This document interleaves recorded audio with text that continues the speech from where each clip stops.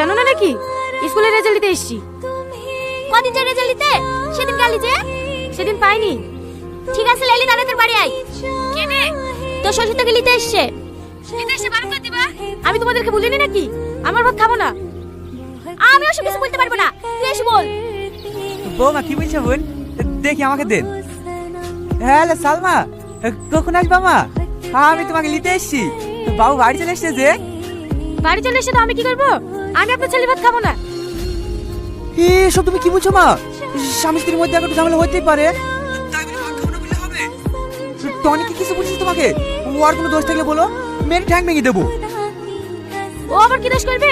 যে স্বামী বয়স সকালে পূরণ করতে পারে না সে স্বামী আমার দরকার নেই। এবার যখন পাঠিয়ে দেবো আপনার ছেলেকে সৈকত দিতে বুঝবেন। আমি আর আপনার ছেলে ভাত খাবো না। রাখছি। হ্যালো হ্যালো হ্যালো বৌমা, ফোনটা মনে হয় কেটে গেল। বোন আর একবার ফোনটা লাগিয়ে দেন না।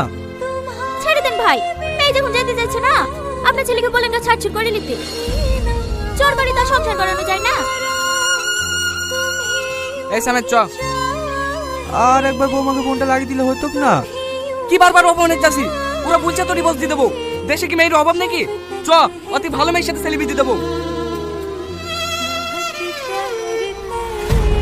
ভালো মেয়ের সাথে বিয়ে দেবো?